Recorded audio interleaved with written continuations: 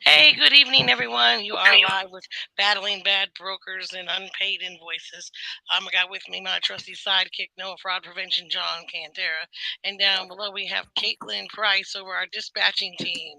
So, welcome, guys. If you have any questions or comments, please feel free to leave them. We'll get to them in a minute.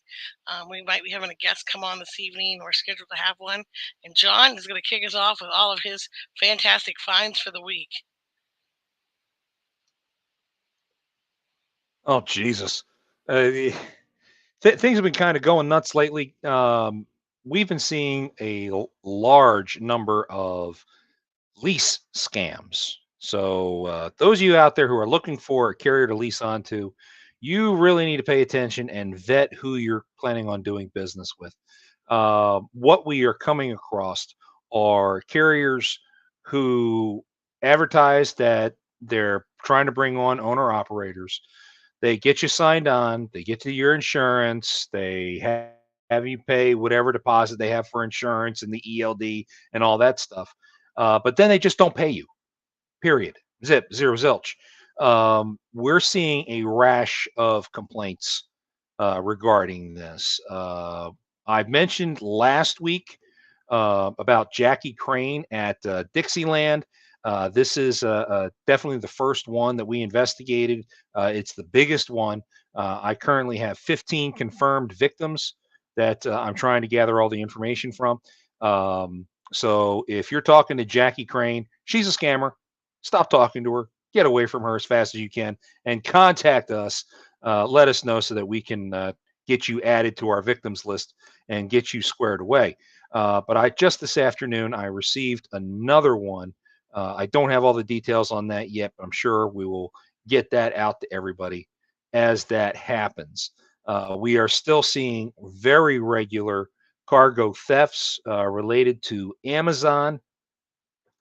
Um, what is going on is you have these scammers who get their hands on the Amazon app who will book loads as a carrier, then repost those loads posing as various brokers using falsified rate confirmations to move freight around. Typically, this freight runs cross country, LA to Atlanta. And instead of it going out to Atlanta, a fake rate confirmation comes out to the real carrier, taking it from LA to Compton. And then in Compton, somebody goes and inspects the inside of the container. They determine what the value of the cargo is, and then they ransom it if it's a good cargo. If it's not, then they are issuing yet another fake rate confirmation as another brokerage and then sending it to its final destination so that they're not sitting on stolen freight. But of course, they don't pay the carrier. One of the big tips about that particular scam is pay attention to the rate confirmation that you get.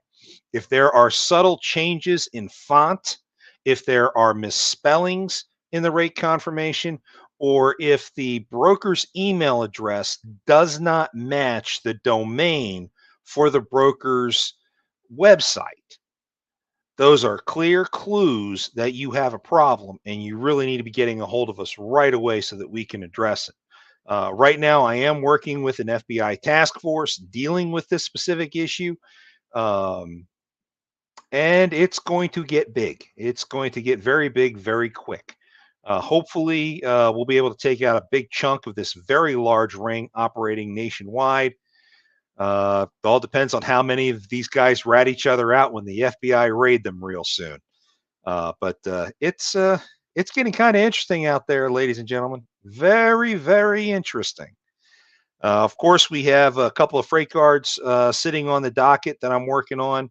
Uh, Jen and I have one that we're working on together that we've been tag teaming.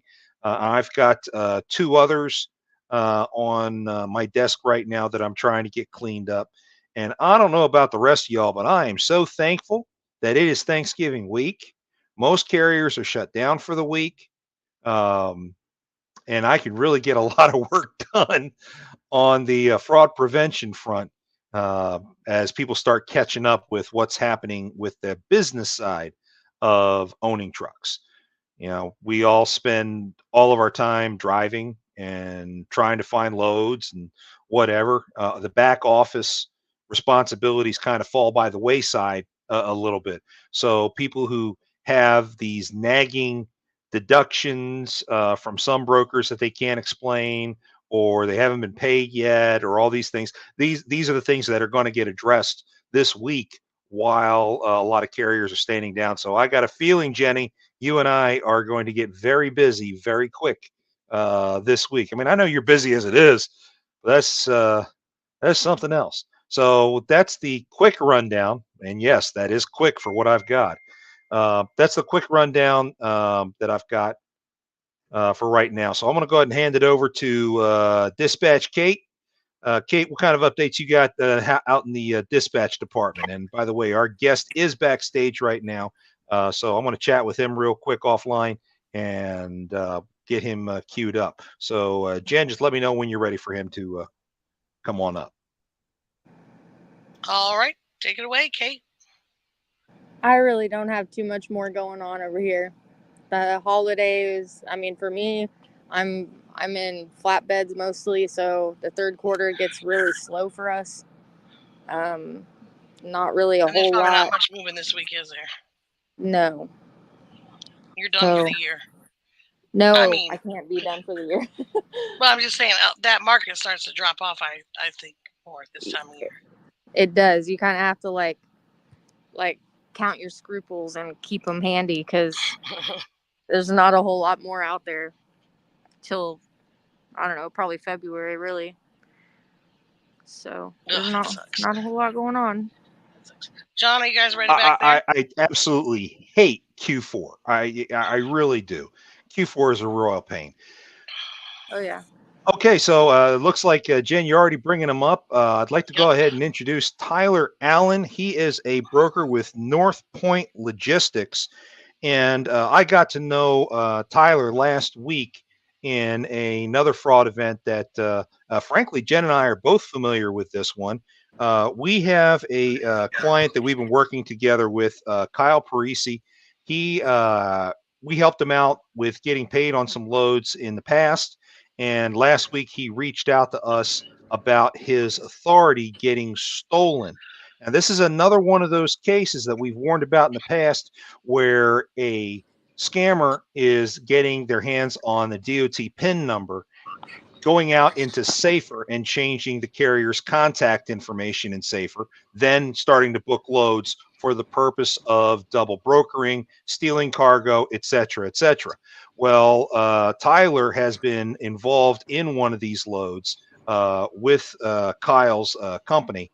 Um, and I wanted to have him come out here and kind of tell us a little bit about how this goes. This is a feel good story for me. Yeah. Tyler, go ahead. Why don't you first tell us a little bit about yourself, and let's go ahead and get into the story. So yeah, Tyler Allen. I'm a managing partner of North Pointe Logistics, and I've been in the industry for like between 6 and 7 years. So a little green for some people, but I lasted longer than a lot of others. So there's that. But yeah, the to start the whole thing off, I booked SoCal 909, thinking, looking through our carrier 411 and looking through, just our DAC carrier Overwatch and stuff, and everything came back good. The numbers matched, and um, I just it was like a run of the mill kind of load that I booked, and I trusted it. So we booked them on a Monday, and then Tuesday they load up.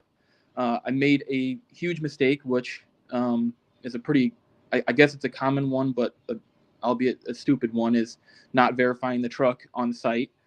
Was SoCal 909 with the shipper, but come Thursday, I had reached out to them for an update on the delivery, and it didn't get it. It didn't get a POD, so a little bit of a red flag there. But then I was browsing Reddit, and I follow the Freight Brokers subreddit, and it was on my homepage. And I don't normally click on the links for like the scammers, exposed scammers, but this one, I don't know, it was like fate. Kind of felt like I just clicked on it, and then I saw SoCal 909, and it was 9 p.m. I was in bed, and my heart just sank. And I knew I had a load of $180,000 worth of copper over the load with a fraudulent carrier at this point. So yeah, I started freaking out. I couldn't sleep well. At around 1:30, I texted my customer. I'm like, hey, let's get video footage of the carrier that picked up the most recent copper load, and let's get on this right away in the morning. So that's what we did. 7 a.m. Rolls around, and that's when they open, and it was just from that point on, I was on the phone nonstop, putting in the whole thing was just like you had mentioned earlier, John, like the double brokering aspect of it. They had after I had talked to the carrier that had been double brokered, um, they had a tender, and it had uh, the improper domain name as the email, and it did not match what the brokerage company was, which I don't know if I'm allowed to mention names, but um, Yeah, yeah, you they can just mention them here.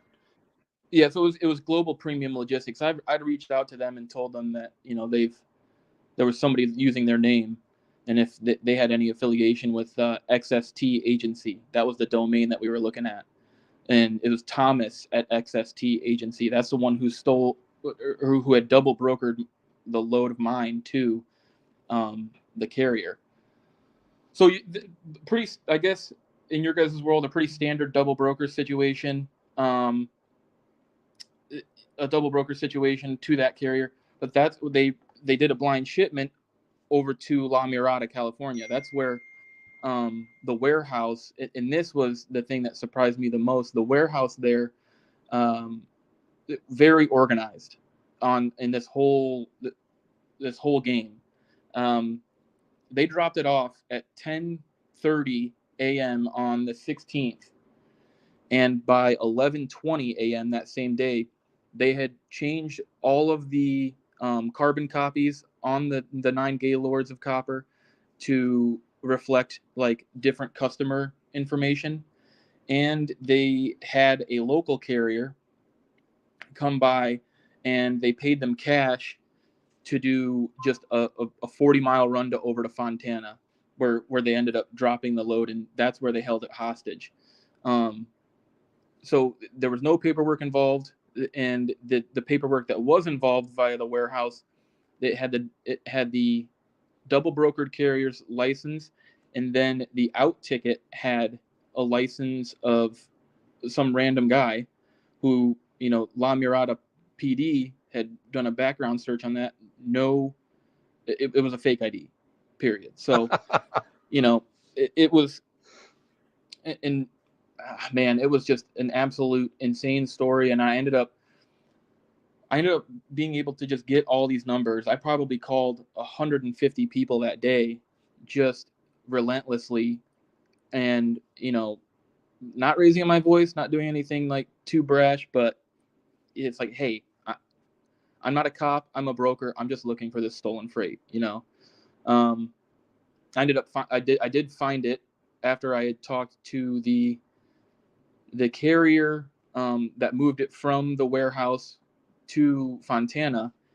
And I talked to the owner, and I was just like, I need to talk to your driver. And it ended up being this gentleman named Jesus, and I talked to him, and he gave me the address and where it delivered, roundabouts, and yep, it was all there. Took me about 7 hours to find though, and I'm just thankful I did. Good Lord. Y'all know that copper is very pricey type metal at a Yeah, scrap yeah. yard. How much did this come out to again that these guys tried to steal? So that was the whole A to B to C kind of logistics part of it, and that was $180,000 of cargo. So during this entire time, they're ransoming me too. You know, so while I'm talking to the police in Indiana, and while I'm talking to the police in La Mirada, and while I'm talking to FBI, I have Arthur who's telling me that I'll only release your freight to you if you give us $6,000 in Ethereum. So I just kept playing stupid. And And I'm like, sir, we are a very small company. We don't know what crypto is. Hold on. I'm talking to people to try and learn this. And I'm a pretty young guy. I know what crypto is. And so he started yelling at me. He's like, hey, don't you just go look at YouTube. Look at YouTube. And I'm like, sir, I'm so sorry. What is YouTube?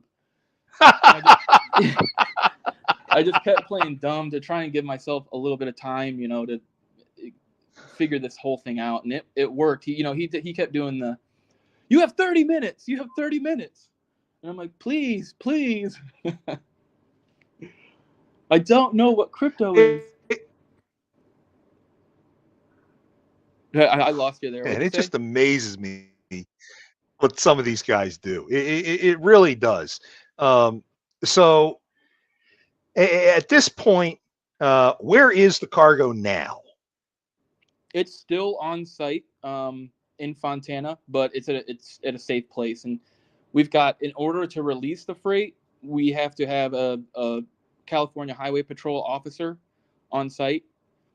So the location said they were okay with onto it for a while. Just because, this thing was supposed to deliver before Thanksgiving, and now we're looking at a cross-country trip to where it was originally supposed to go on Thanksgiving. So, they're being really nice with us, kind of letting us keep it there until we don't have to pay an arm and a leg to move it. Because, truthfully, there's no cargo missing. It was held hostage, so we don't really. As of right now, I don't know the whole process of this because I have to talk to a few more people. But it's not a cargo claim, because it's all there and it's not damaged. Well, that's one of the really lucky stories I've heard when it comes to cargo theft from double brokering. We're seeing a ton more of it, like I said before, particularly in the Amazon world. But we're also seeing this in precious metals, as we have here with the copper. These guys will steal anything they can get their hands on and are doing everything they can to cash out on it while they can. But what really amazes me about this is how sophisticatedly set up this all is. Besides from doing what a 2-year-old can do these days and fix a fake rate confirmation, with a little bit of PowerPoint and whatnot. But the fact that they have it so well organized that the truck can get in, unloaded in a hurry at this cross dock facility, get loaded onto yet another local truck who's just happens to be available. They call them up, they hand them cash. Carriers, if you don't think that being handed cash when you show up for a load is a problem, wake up, smell the coffee. Of course, at the same token, at least he got paid. Yeah. These carriers don't get paid at all. So, okay, so I got to take that back. Good on you for getting the cash up front. But it just never ceases to amaze me what these people do. I've been in this business for quite some time, and Jen and I have been fighting these scammers rather viciously over the course of the last year. And every day it's something new and something more intricate. Is this the biggest event that you've come across so far, Tyler, in your time? Or have you had bigger cases? No, I'd say this takes the cake for me. I've, like I said, it was a simple mistake on my end with potential big fallout. Like I said, I know what to do when it comes to double brokering, and I know better than to dispatch a truck and not verify who's on site. But this one, I guess it was complacency, and it's like, it's no different than if you're working with heavy equipment. Like, complacency at the end of it it can cost you big time. Hi, Tyler. This is Jennifer. I'm over the NOAA or corporate debt collections. I just wanted to chime in here for a minute. So, yeah, the identity theft is more rampant than I've ever seen it in all my years Crazy. of doing the collections now. And the scam brokering you're just gonna have that no matter what. Anyways, it's and more in excess right now, but the identity theft is really off the chain. The way that Yeah. they are modifying rate cons, what have you. So my thing is, I recently had a similar situation. I had a carrier call me up, and they're like, "So I picked up this short load from California to California, $600. I get there, and I go to the receiver, and they say this delivered yesterday." No. And he says, "So they rejected it. I got to take it back to the shipper." And I was like, okay, well, the trucks don't move without a rate con. You already did what you were supposed to do by bringing the load here. If they want to take him back, you've got to negotiate different terms for that. Mm-hmm. So he's like, okay. So he calls him up, and the guy was like, no, I don't think so. Just bring my load here, and then we'll talk about you getting paid. And I was like, nope, trucks don't move. Oh. But so I had him send the paperwork over me, and I got looking at it. And I noticed on the BOL that it said it's supposed to go from California to New York, and that there was a department listed for the receiver and a direct extension for the receiver, something there. And I was like, I was like, I don't think that this load. I said, where's this load at? And he told me he had it on his personal yard secured. So I was like, okay, just hold on to it for a minute while I figure this out. And I wound up calling that receiver, and she was like, actually, I'm not the customer. The customer hired us to create something out of this product that was on this truck. So I called. So she gives me the cell phone number for the arranger, actually, and I call him, and he gets on the phone with their broker. Now we're all three on here, and he's like, "That is $150,000 worth of pea seed, pea protein. I'm sorry, pea protein, Yeah. like PEA protein." And he's like, Yeah. and I had the load. I had secured the load. Now I don't know what load delivered yesterday that they've lost that load of, but I'm just saying they were grateful that I had secured the load that we had and told them don't Right. move it. I asked that guy to. I asked him why he wouldn't produce a rate con. He just laughed. He tried to make some idle threats, and I was just like, "That's all right. We've already reported all your information to the FBI and the FMCSA." Hell yeah. Because that's what we do. Look, I've worked with some guys. I'll work with somebody, and I have worked with some guys that walk on the line of shady. And what I mean by that is, they grew their business. They call me up. They're like, "Look, I got messed over on some loads because I did what I wasn't supposed to do. I was trying to grow my brokerage. I got some extra loads, but I paid all my carriers, and they'll produce all the receipts to show me they paid their carriers, and then they got shafted on a couple loads that they needed help with. But then I get them on the right track and start teaching, helping them to grow their brokerages or whatever the right way instead of the wrong way, because that didn't pay. But anyways, and I don't mind working with people and educating them. But these guys like this, that's a career scammer right there. He's going to close that business down and open up under another brokerage a week down the road. I know it's worrying. Yeah. But thankfully, I haven't. The most of the times I've been almost double brokered, I did catch it. This one got through my If fingers. you're in a hurry, it can get by you. And sometimes even if you're looking for it, it gets by you because you're so used to seeing it that it's so regular, it doesn't stand out as being irregular anymore. That's sad.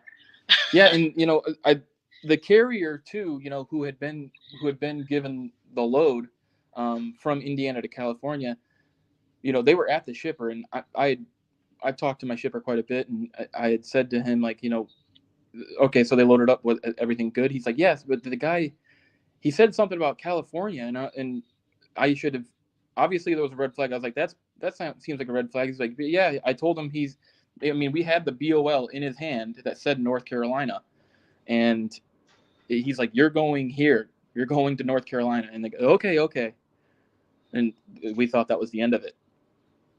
No, because he was told it was a blind shipment that the shipper's not supposed to know it's going to California. Yep. Yeah, we beat up on brokers in this program a lot, but I have to give you a lot of credit. You have been so straightforward with how you've dealt with this particular situation. One, you could have thrown a freight guard on the carrier immediately as soon as you found out that it was double brokered. You didn't. Mm-hmm. You actually went and tried to figure out all these things before you acted. And that's one of the things I really do respect about you and what you guys do in your company. Most brokers do not have a cool off period where they're trying to figure out what really happened here. Immediately, it's like, oh, that dumb bastard. Throw a freight guard on a call today. I really do respect that. I also respect the fact that you are taking your time to try to actually resolve a situation. Yeah. Too many people want to jump to pointing fingers, and you've jumped in to try to figure out exactly what's happened. You are definitely a credit to your customer and the carriers that work with you. And as a Thanks. dispatcher, I look forward to an opportunity to work with you myself. So I really do appreciate the work that you've been doing. Thanks a lot. Yeah. I do. I told my customer this, and I tell every customer of mine this. I take a lot of ownership in everything that I move, so it just felt natural to me to want to find that immediately, and just not be the bad guy. Man, I'll tell you, you don't hear stories of loads like this turning out the way that it did. So I am just absolutely ecstatic that this happened, and I'm really happy for 909 SoCal, because at this point I have not seen or heard of any freight guards that have gone up against him for any of these loads that have been double brokered in his name at Yeah. this point. He is still working on trying to recover his authority. I know he's submitted for a new DOT pin and all the other things that he needed to do. In fact, I sent him my checklist of things to do to help recover an authority, and I'll cover that here in this show a little bit later on, so that everyone out there can see the kinds of things you need to do when you're trying to salvage your authority. Um, but anyone else? Anyone have any other questions for Tyler while we have him here? No, just if you need any help with some extra due diligence or getting out some of those bad carriers, John has ample um, veins to get that information out into the brokerages to know who's a bad carrier to deal with.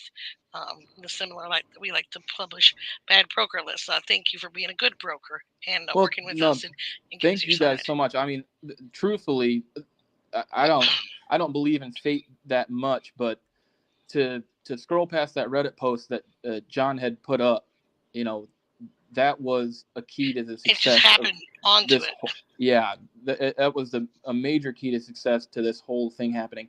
I mean, if I would have waited, if I would have found out, that this load was being ransomed or it was being stolen at the time that the double broker scammers had wanted me to find out, it'd be a different story. I mean, I had a good 4 to 5 hour lead time to catch up with them by the time they had sent me the ransom for $6,000, which I didn't pay.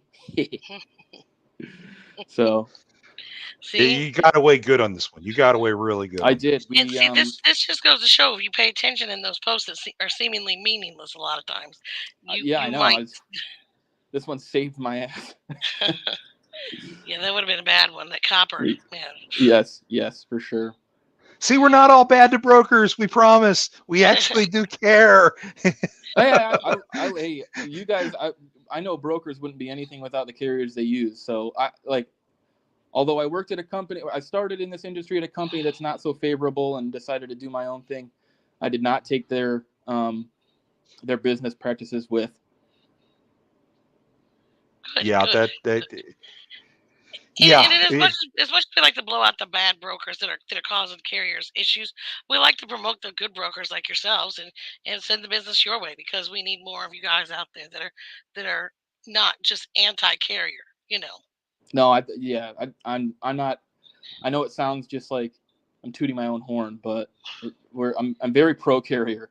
I have really good relationships with some of carriers that I've worked with for 4 or 5 years. I I actually Hey, want Tyler, to what's your brokerage again? North Pointe Logistics. Point with an E. It's all fancy. North Pointe Logistics. It's There Yeah. all you go, guys. British. Good broker guy. I will. Yeah. I actually had a brokerage come to me with, some people that owed him a bit of money, some shippers here or there that pay, and I helped recover quite Oh, a bit of money. And they're the same way. They say, handle the carrier first, get them taken care of. If there's a dispute or something we need to handle, we'll handle on the backside. And they always did that. Always made sure that the carriers got paid. And if there was a dispute or a claim, then they took care of that separate on the backside. oh, that's nice. Yeah. So. Yep. Like I said earlier, that's a brokerage is only made of its, collection of carriers. And if I'm not taking care of you guys, then what am I doing? So Another good reason to use NOAA, you get vetted carriers. yeah. Oh yeah, vetted dispatchers too. Yeah. Ain't that right, Kate? Yep. I think she's kind Yeah. of bored sitting down there. No, I had my AC on and I was making a juice, so it was really loud. I had to mute myself. Okay. Caitlin does a good look at all of our dispatchers and stuff. She does a pretty extensive. So I think 90 days, Kate, is that right? 90 days. Yeah, what, like the approval thing? Yeah, to check out. You check back up with them every 90 days and make sure they're still. Yeah. You have to sign a code of, is it code of ethics, code of conduct, business code of. There's like 3 things that they have to sign, but yeah, the code of conduct is one. That sounds pretty thorough. We do try. Well, Try to be we organized. know that dispatchers in the industry have a bad name. So what do you look for, Kate? Give us some examples of what we is don't it? want What's to on your have that code bad there? name. I've had, okay, so one thing, I have turned people down, and obviously I won't say their names, but for example, I look over their dispatching contract. So like when somebody comes to us and they say, hey, I want to be a vetted dispatcher and work with NOAA, blah, blah, blah, blah, blah. I say, okay, send me your articles of incorporation, your dispatching contract, 2 references. I need at least 2 references that I physically can speak to. So you can send 5, as long as I get a hold of 2, that's fine. But mainly their dispatching contract. And I read through that because I want to see, how much are you charging the carrier? And everybody's price is different, right? We all, like me and John, we work with the same kind of people. We don't charge the same rate. So that part isn't really necessarily what matters, but how much, like if somebody's charging somebody more than 10% just to do, a basic standard dispatching job, then that's a little ridiculous. And onboarding fees. So I made it a point that anyone who comes on with NOAA, so if somebody came to me, they were a member and they said, hey, I'm looking for a dispatcher, and I hand them over to a dispatcher, that dispatcher is not allowed to charge them an onboarding fee. I charge people an onboarding fee, just general, people that come to me through my website or whatever, not people that come from the association. I charge an onboarding fee. It's $150. And that's literally because I've had people leave and never pay me. So I've worked for people for a week and they've just left and never spoken to me again. They just wanted a free dispatching service and that was that. So I do charge a $150 onboarding fee. But there was this one particular person who came to us and said that he wanted to work with us, and he charged he said he wanted a $500 fee up front. And I thought that was kind of ludicrous. So I kind of talked to him a little bit and tried to get his side of like, hey, why do you charge these people so much? And it didn't sit right with me. So I ended up not letting that guy come and work with us because I didn't really know how that would work out. And it kind of seemed like there was a lot of potential for that to go sour. So those are the kinds of Let me things play that devil's advocate with you. Let me play devil's advocate with you real quick, Kate. Okay. When I first got started in this, I got burned very quickly by somebody who did the same thing they did to you. Worked with me for 2 weeks and then just disappeared. I actually started charging a deposit, is what I called it. And it was $500. But I didn't charge it all in one shot. It was $50 per load. For their first 10 loads. So it kind of spread that deposit out. And it was kind of, okay, look, I'm making an investment in you, working with you. You making the investment with me in paying up that deposit. and it worked out really well for the first year that I was doing this. Mhm. I will say in the last year, however, that has not been received so well, and I have dropped that requirement off of my contract since. But I do think 500 is a valid amount if you do it in a creative way that's not painful. But again, I'm just playing devil's advocate here, you know. And I don't you do necessarily. you, and that's one of the great things about what you do with your department. You let the dispatchers do how they want to run their business, but they still have to follow your code of ethics, and that's what I think is the big thing that stands out with NOAA certified dispatchers. Yeah, I just don't want people. I really, really was against the idea. Initially, it's the code of conduct said that no, what was it? It was like the very last bullet said something about not charging them via like credit card. Like we can only accept payment from the carrier, and we can't charge the carrier on our end. And then I talked to several people, and they were like, yeah, but I charge, I keep a credit card on file because I've had people not pay, and I know there's sour carriers, there's sour dispatchers, carriers, brokers, everybody.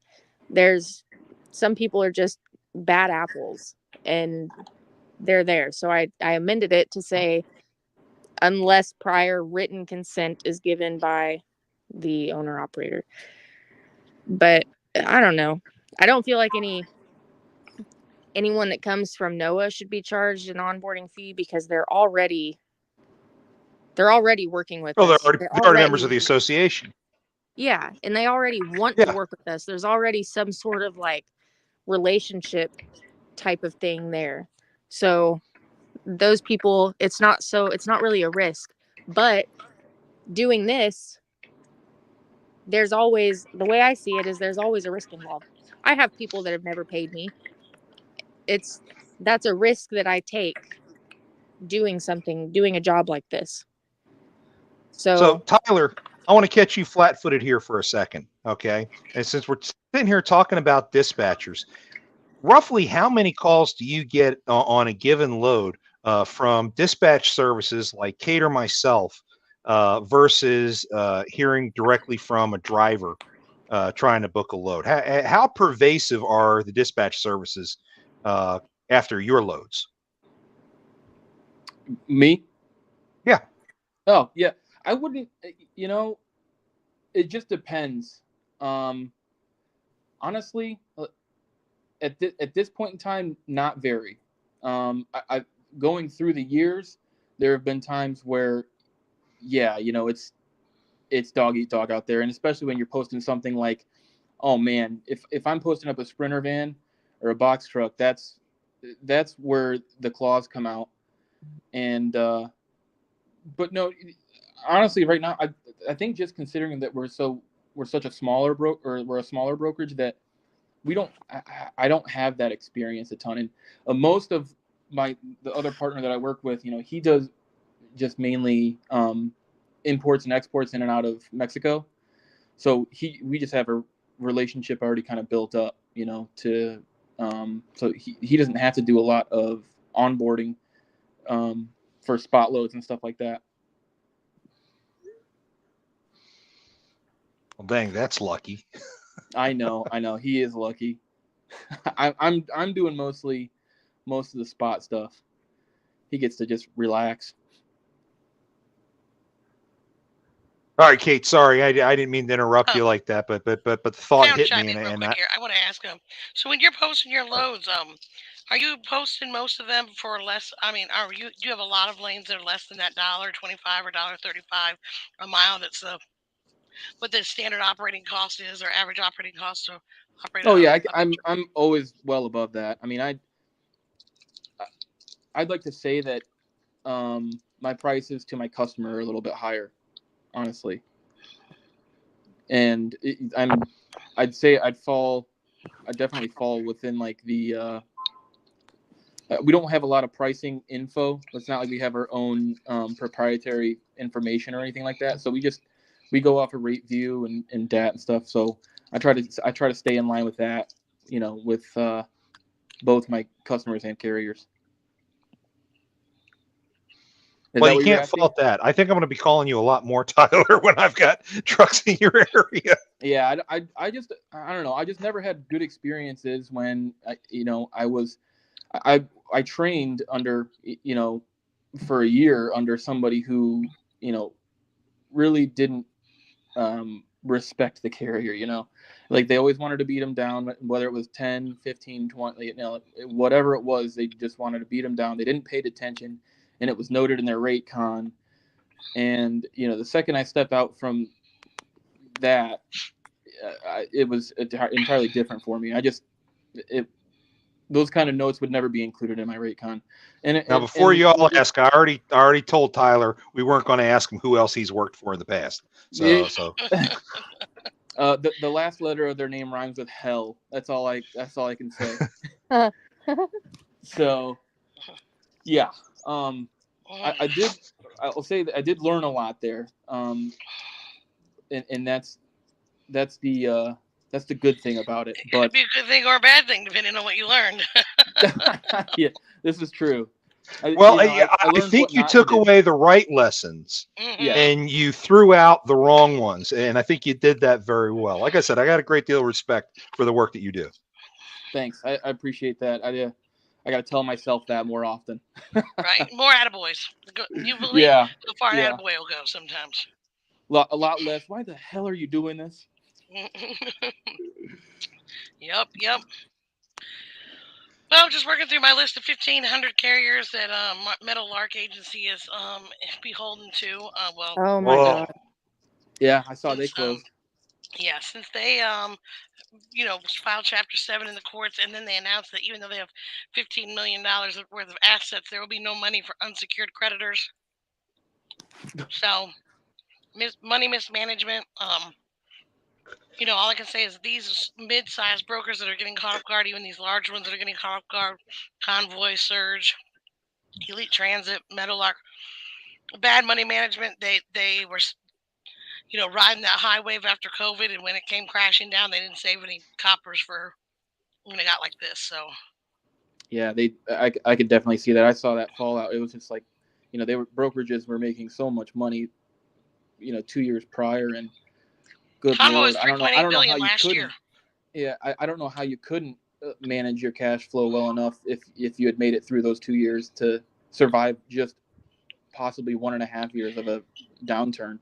I just think that they rode that bubble so high so far that they just didn't think it was ever going to come back down to this. What goes up must come down. Yeah. How long do you see, Tyler, this downturn lasting? When do you think this is going to start coming back around again? I've been following the Journal of Commerce. They've been giving kind of some sporadic updates on something like this, and we've been talking about it, and there's been like whispers about it, like end of Q1 2024, Q2, they're starting to say like, at least a rise or like a leveling off. Not like I guess not a leveling off of where it is, but hopefully a rise for you guys. That would be nice to see. Yeah. I mean, I remember a year ago, my average weekly income as a dispatcher with 7 trucks was usually somewhere around the $3,000 mark. And right now, with a little bit stronger of a workload, I'm lucky if I make $1,500. It's been a real challenge, frankly, for everyone in this industry. We do like to sit there and call out brokers and say, hey, you guys are getting rich off our backs.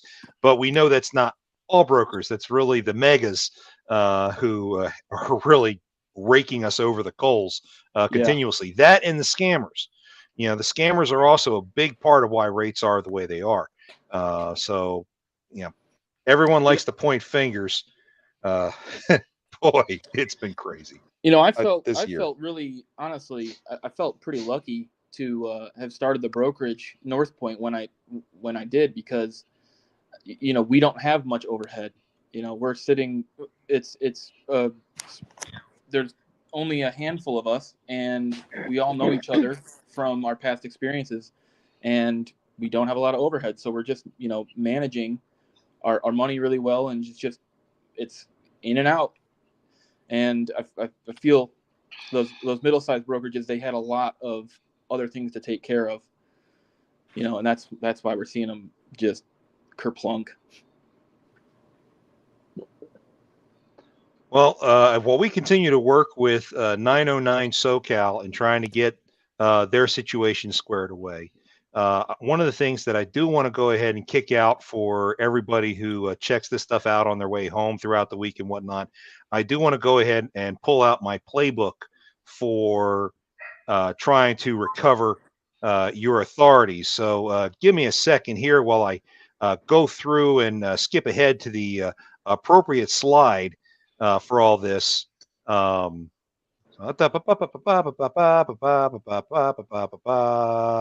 there we go. I put together this playbook for another series that I do for myself, and I put a video out on this already on my YouTube. But I want to go ahead and share this with everybody who sees our stuff. So when you do come across a situation like this and your authority is actually stolen by way of them taking your authority at FMCSA by filing that MCS 150, we want people to have a chance to try to salvage themselves, because time is truly an important factor in minimizing the damage that takes place. First step is going to be file a new MCS 150 right away. You've got to get that information changed back over to your information. I list the website right there that you need to go to. You need to go through and follow the steps that I have up here on the screen. And it's okay to do this with your old PIN number. But remember, as soon as you get that set up, then go ahead and get that PIN changed. That is step number 2, as you hear my guard dog in the distance trying to emphasize what I'm saying. Change your DOT PIN number. There's the link to get that changed as well. It actually takes 5 to 10 days because it has to be done by mail, and there's nothing you can do about that. But keep checking your safer on a daily basis in case they try to steal your authority back. It can be a royal pain if that happens. Step 3, call all of the services out there that provide information to the brokers for setup. Highway, Assure Assist, that's My Carrier Packets, and RMIS are the big 3. Don't email them. Call them. Talk to a living human being. You want to make sure that you actually speak to somebody so you can ask very specific questions. Make sure that you take note. Make sure they're able to take note of your MC number so that brokers can try to do any additional verification they can because of ID theft. Ask the brokers ask the setup utilities what brokers were out there asking for setup packages, and they'll list them for you. Write that list down, because they're not going to call folks like Tyler and say, hey, you may have a double brokered load. You need to call them and tell them that your authority has been stolen.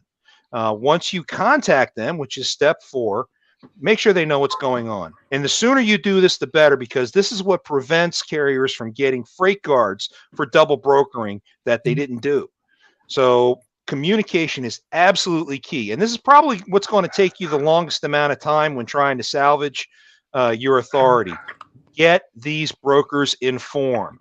Okay, not just calling them and whatnot, but you also need to get the information out there through social media. That's step 5. Get out there in all the different trucker and broker groups in Facebook, Reddit, everywhere you can. If you have your own company website, put an alert on your homepage on your website. If you have a signature block for your email, put it out there in your signature block. Okay, and this is not an all-inclusive list. Anywhere that you have a presence publicly, make sure that information gets out so that people are at least trying to double check and make sure they're actually working with you and not with a scammer. Lastly, make sure you find a broker that's got a carrier 411 access. the ones who do setups that may not be part of Highway, RMIS, or Assure Assist, they may still be throwing freight cards out there. And if your contact information hasn't been updated yet in Safer, then those emails from Carrier 411 are going to the scammer, not to you. So you don't even know that you have these freight cards being filed against you. So it'd be really good if you've got a broker who's got Carrier 411 access that you're close to, who can monitor that for you and alert you when you do have freight cards coming around. And if you ever need assistance with that, Jen and I are always available, and I'm sure Kate could even help out if she ever needed to. Just contact us, and we'll be happy to help get you all squared away. Thanks for indulging me on this, folks. But I did want to make sure that information got out there to everybody.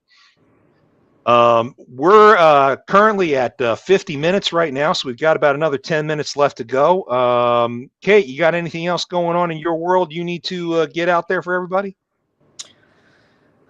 Oh, the Christmas for truckers. Christmas is coming up, so Christmas for truckers. We're accepting donations, and it's a totally non-profit thing. Any money that's donated goes back to our nation's truck drivers who are not able to be home for the holidays. So we give them gift cards or milk and cookies or whatever little thing thing that we can to help them feel a little bit better about not being able to be home. What was that, Jen? No, but I will get you a QR QR code. All right, if you give me a QR code, I can post it up, maybe.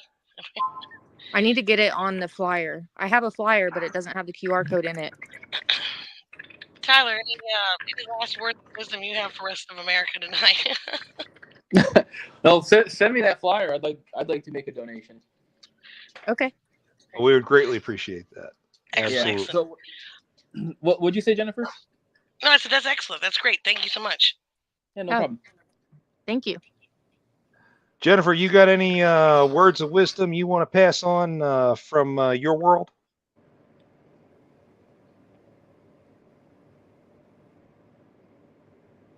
Jen? And she has disappeared. I'm here. What else is new? There you go. Okay, cool. Now, I just wanted to see if you had anything else going on in your world. You didn't have much time to talk about all the bad guys today. No, we didn't. On the keep your collection side. receivables tight. Keep your eyes on Flock Freight. Just because they're another digital tech brokerage. Echo Global has dropped in their credit rating, and 10 roads laid off 160 drivers. They lost their United States Postal Service lanes. So just keep that in mind out there. What about you, John? What you got? Yeah, I think I've hit all my hard points already for today. The fraud players are still out there. The bad guys don't celebrate Thanksgiving. So you better believe they're still going to be out there this week. They're still going to be scamming, and they're going to do everything they can to try to take your money from you, whether you're a broker or you are a carrier. And what we're seeing more recently, even if you are a shipper, I don't know if you've seen this yet, Tyler. Some of these scammers are actually impersonating shippers now. I have heard that. I haven't seen it. Yeah. I got to ask, with that thought in mind, how do you screen a potential customer, a shipper, when a new one approaches you? How do you do that? Well, right now, I mean, I know in the past we just used Duns and Bradstreet. That was the, I think that's pretty much everybody's go-to for screening. It just gives you an entire credit report on business trade. But right now it's just relationships, and honestly, if we were using a factoring company for a while until we kind of got our feet underneath us and had enough to not have to include a factoring company, but the factoring company was the one making those decisions as well. So it's all just about credit worthiness. And okay, cool. History of business transactions and dealings, I guess. Well, what I've always been concerned about is a guy calling saying that they work for Walmart and they want to work with your agency. I seriously doubt Walmart's going to call you out of the Oh God, blue and yes. say they want to work with you. But I could see a lot of small brokerages sitting there saying, "Oh, really? Oh, cool. Yeah, yeah. You want net 60-day terms? Sure, no problem. We Yeah, got you yeah. covered." You know, and that's what opens the door in this particular type of scam that we're seeing. They'll run for 30 days with this quote unquote shipper. And what they don't realize is it's a scammer who's been booking loads from other brokers. And then you happen to be the one who's actually double brokering the loads and you don't even know it. And then it's you as the secondary broker who never gets paid when it's all said and done. Oh God, that It's makes my just heart been, hurt. and it should. It should. I know 3 months ago, I would not have dreamt that someone would pull a scam of that type. But over the last 8 weeks, I've seen it a couple of times now. So I really wish brokers weren't so gullible, but brokers are hurting in this economy too, not just Yeah. carriers, especially the small ones. And the small ones are really the ones being targeted here. It's just unfathomable how much pain and suffering that these guys are causing in this industry. Jen, correct me if I'm wrong, but if it was like 2 years ago, the scammers were responsible for upwards of like $20 million worth of economic damage. Last year was like $150 million of economic damage, and this year we're somewhere Um, over the 50 billion mark.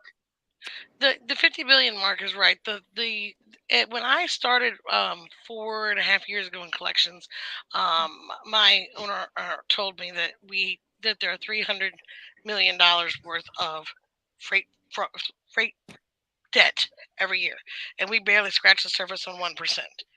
So I go from there, even from 300,000, 300 million, just 4 years ago to 50 billion now. I mean, that's exploded. And I'll give you a bad broker statistic. So, not this past Christmas, the one prior, we had in a 6 week period before Christmas, 16 bad brokers. This past year, in that same 6 week period, we had 58 bad brokers. And this year, we're looking to have about 220 bad brokers in that same window or more. How am I supposed to feed my kids? Right? Right? So, I mean, it's four times every year basically right now at this rate. So, Well, that's really This good year-over-year exponential growth. explosion. These guys have quite the business model. I Yes, it makes it envious, doesn't it? Yeah. I'm like, man, what why didn't what I I said is scam one thing that America we're first? go ahead. Oh no, sorry. Go ahead. I was just saying that one thing I've proposed, or one thing that I lean on when we speak to are these congressmen and senators that we speak to is, I'm telling them if we would stop accepting or stop granting authority to those IP addresses that originate outside of North America would go a Oh long way yeah. to cutting down the fraud. Oh yeah. And then what? Multiple MCs registered to a single address. I think I had read somewhere that there's experiences of 50 plus MCs or DOTs registered to a single address in Wyoming. Jennifer, It's like, what was that one thing you showed me that one time? Some website where you can basically look that up. I don't remember. Jen? I know Hello, Jen. Carrier OK does that. They'll tell you how many different DOTs are registered to or MCs are registered to an address. It is interesting you mentioned Carrier OK. Okay, there she is. It's interesting you mentioned Carrier OK because actually both Kate and I are working with Carrier OK, helping to test and refine their platform. I actually really enjoy that. And one of the things that Kate mentioned, I actually came across a carrier. Actually, it's one of my carriers, Mm-hmm. and they have an office in Charlotte. And they actually have a suite on the 12th floor of this office building. But it just so happens there are 130 DOT numbers associated with that building. A Oof. lot of them are virtual, but there are some with physical presence there, like my carrier. And I told him, I was like, dude, I don't care what you do. Change your MCS 150. Keep that office on your business card, but change your MCS 150 to your home address. Yeah, This is going to come back and bite you someday. that's a Kate good point. fell out and I came back. Yeah. Well, hey, you know what? We've never been perfect at this. So yeah, I'm kind of glad you mentioned Carrier OK. I imagine we will be doing a show on Carrier OK in the not too distant future, probably at the end of the year, start of next year. But I've been very happy with what they've been developing and being in the know of some of the things that they are trying to introduce to add to their platform, such as visibility of what the actual community reports are in there. Yeah. That way you can actually read the report. They're talking about assigning a quality score to the people who issue those reports so you can determine how valid those reports are. And they are also entertaining an adjudication process for somebody who wants to challenge a negative report on their record. Oh, With I all love it. things I love it. that Carrier 411 can't do and won't do. These are things that we're helping them with, and I really want to see Carrier OK excel in what they're doing, because I think they got a really good product as it stands now, but the improvements they've got planned is going to make it outstanding. That's That's just my good. 2 cents. So thank you for mentioning them. I appreciate that. Yeah. Well, they've been good for Okay, us. well, we So have hit 1 hour at this point. I'm sorry. Go ahead. no, Go no, no. ahead. I'm all set. Cool. We have hit 1 hour. So, okay. We did hit 1 hour. So I want to go ahead and do one more final pass, see if anybody's got anything real quick. And then we'll go ahead and put a bow on this. Jen, you got anything to wrap up with? I'm good. I'm good. Okay. Tyler, Happy Thanksgiving. any final thoughts for you? Yeah. Always All right, check. Tyler, thank you so much for John, you got a delay there. Every time you're talking, it's oh boy, great. We'll figure out the okay. technicals another time, I'm sure. It must be Tyler, his you were saying? Eastern European internet. That's it. This is Eastern European Yes. internet. All right. Well, we're gonna go ahead and wrap it up. We'll let Tyler. He had one more sentence, and I'm gonna let him finish his thoughts. So let him wrap it up, and then I'll pass it back to you, John. Hey, Tyler, with your last thought. Oh, all good. Thank you guys for having me. I really appreciate it. It was a pleasure. Thank you so much for coming on. We appreciate you. Have a good night. Have a happy Thanksgiving. Yep. You too. See you later. All right. Bye bye. Bye. All right, John. That Folks, brings us we're down out to here. us, and we're Yeah. out of here. We'll give it to you. You can hand it off and say good night and happy Thanksgiving. I'm gonna let you take the mic. Okay. Well, on behalf of Jennifer, Kate, and myself, again, have a happy Thanksgiving. We'll be back here again every Monday, like we are, 5 p.m. Central Time. Please come on out and join us if you have any questions about anything regarding debt collecting, dispatching, or fraud prevention. We're here to answer those questions. If you want to see a certain topic get presented, hit us up on our Facebook page, and we'll be happy to address it. In the meantime, you all take care, be safe out there, and for the love of God, enjoy the holiday season while you can. You know, this is one of the 2 weeks out of the year that we're all usually home to spend that time with the family.